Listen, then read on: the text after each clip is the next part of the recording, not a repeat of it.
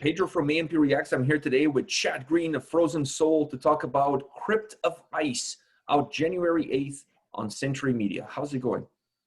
It's going good, man. How are you? I'm doing good. I'm doing good. I'm sure you're excited to see this album finally come out. The light is at the end of the tunnel. Yeah, man. It's been a journey, man. I'll tell you. It's been a long journey. In the beginning we didn't really think there was a light, and I'm starting to see it, and we're just staying busy. I'm stoked. How did the relationship with Century Media, or better yet, how did Century Media come into the picture to get this album released for you guys? Well, we had started touring and, just working on our image and our sound and everything that we were doing. And I guess Mike Gitter, their head of A&R, he had seen, people talking on social media, so I guess about us over the past months. And he just decided to hit us up and see what we were doing and what our plans were. And one thing led to another, and then we signed a deal. So when you guys signed the deal, was the album finished or nearly finished?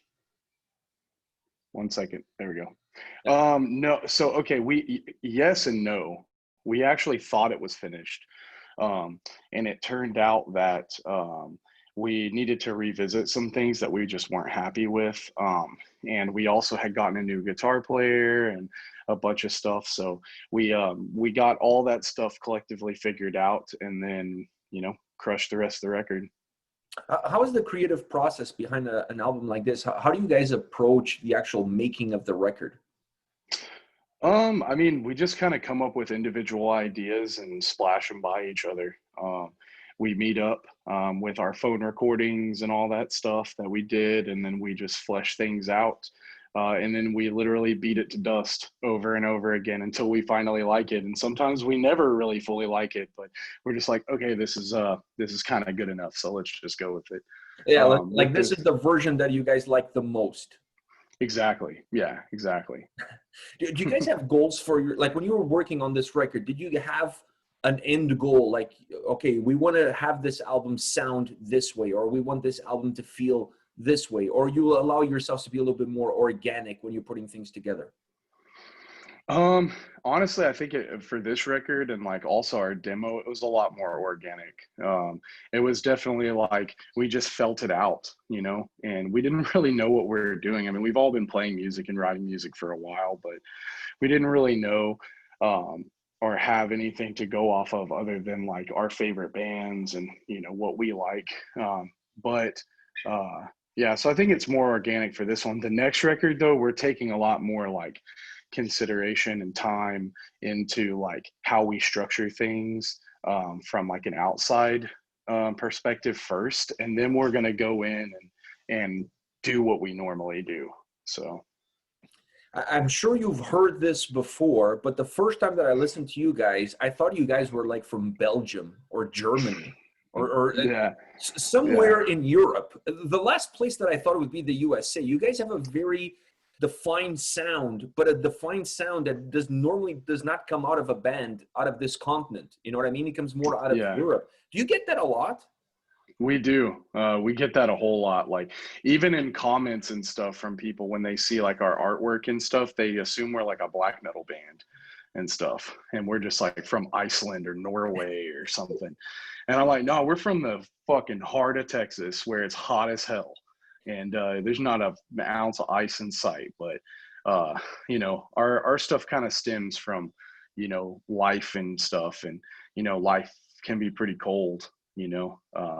So I mean, I guess they're not wrong, because some of our favorite bands are from that neck of the woods. So I mean, we can't I don't know. I can't complain about that. Yeah, you can't walk away from the things that influence you to have the sound that you have now. It's just that it has your own little spice on it.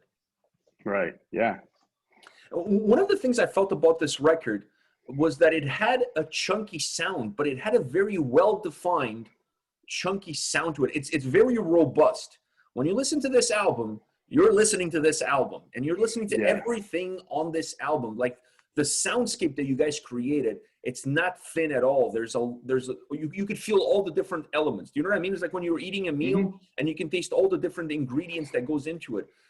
Is that how you would define this record? Yeah, 100%. Like we man, like we had a specific goal when we producing this record. We wanted it to hit hard.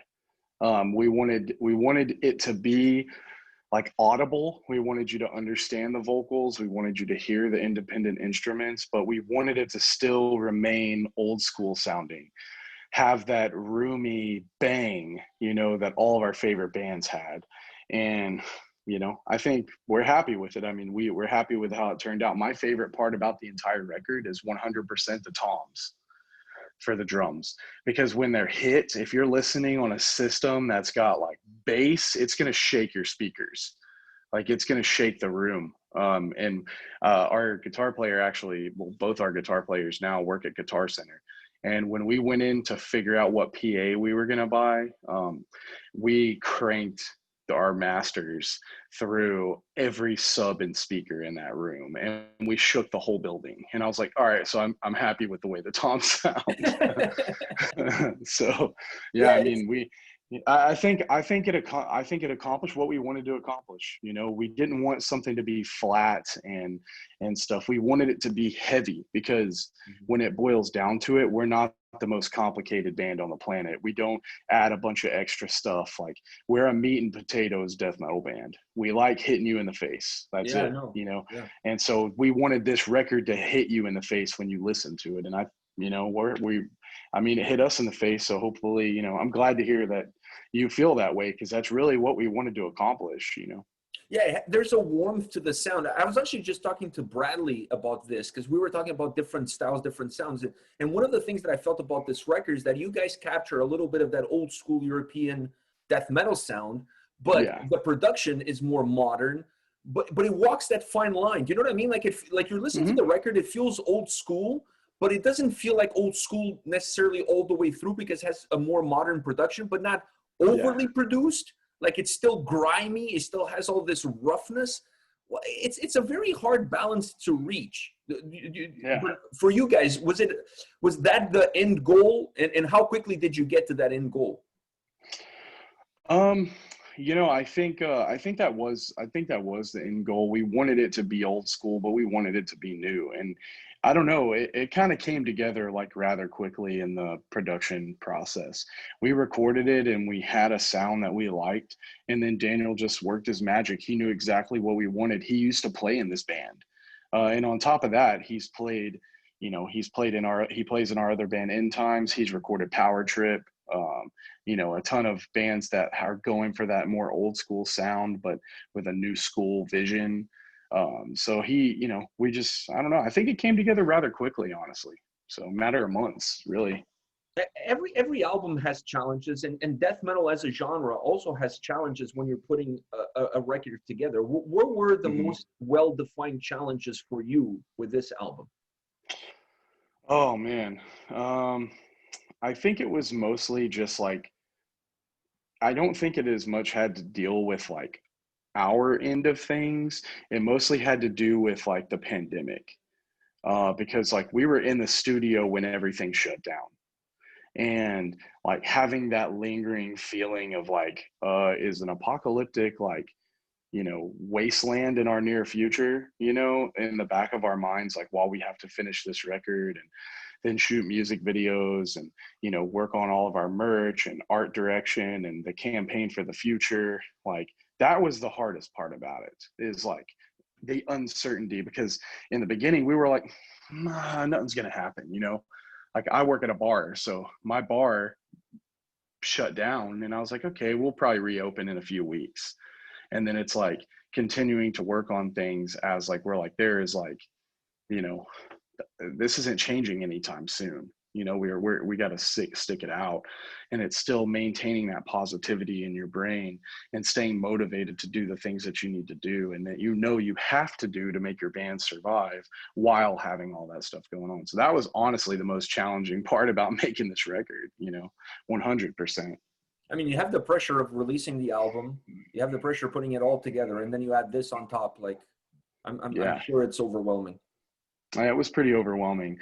I think, honestly, though, like, I wouldn't take anything back, because like it made us all stronger 100% as a band, as friends, as family. We work together now more comfortably. I mean, you know, pushing through that anxious feeling in the back of your head and in your chest and stuff, and getting shit done. That like really made us all stronger. So, I mean, I think the next record is going to be even better because of it. And then the next record after that, and after that, and after that. And, you know, we could just keep going because at this point, I feel like we can accomplish anything, honestly. Yeah, I mean, you It's guys been have released wild. an album during the most difficult times, at least in our lifetime. If you can do Yeah. that now, I Mhm. mean, like really, there's nothing else that could be any worse. Yeah. This is exactly how I feel, whether we had Century Media or not, you know, just like, you know, kudos to all of our friends bands and stuff that are doing the same thing. You know, they didn't let it stop them. They're still releasing music. They're still like doing their thing, you know. It's crazy. I felt that the vocal approach was very consistent on the record from top to bottom. Like what you pretty much get on the first track is what you're going to get throughout the record. Uh, is that something that was helpful in order to keep the album concise and to keep the record together? Or is that just something that's part of your DNA and how you're going to push forward? Well, I mean, I'm a drummer, first of No, no, all. I mean, I'm like, I not a, mean, yeah. in general. Yeah, no, it's just funny. It's funny, like hearing you say that, because like I thought the complete opposite. Really? Yeah, I was actually unhappy with a few songs because I felt my vocals weren't as heavy as I wanted them to be. I recorded like I basically lockdown was happening when I was recording vocals. We got the stay-at-home order, and then there was all this talk of like, you know, getting tickets and stuff for being out, and I was like rushing, sneaking over to do vocals, and I was stressed and like I think one of my favorite songs on the record is Beat to Dust. And straight up, that song, I feel like my vocals sound different than every other song on the record. But I've had multiple people be like, wow, these vocals are so consistent. And I'm like, you are crazy. Because they are different. They are definitely different. Because, like, there's just a few songs where it just wasn't as heavy as the other songs. But I guess it's just because it's me, you know, it's my voice. Like it just sounds another variation of me. But like I did I'm want glad. it to I be just want to say this. consistent. I'm glad I'm not the only guy who feels like the vocals are very consistent from top to bottom. I mean, that's not Hmm. that's a positive thing. It's just Yeah. I'm glad I'm not the only guy. So at least when you're thinking of all the idiots that have said this, I'm not alone. Yeah, there's definitely been other people, and it makes me feel good though. It really does, and I appreciate that because that was my goal. My goal was like, okay, I have my vocal style that I want to portray and I want to like put out there and project, and you know, I hope that you know with how different our songs.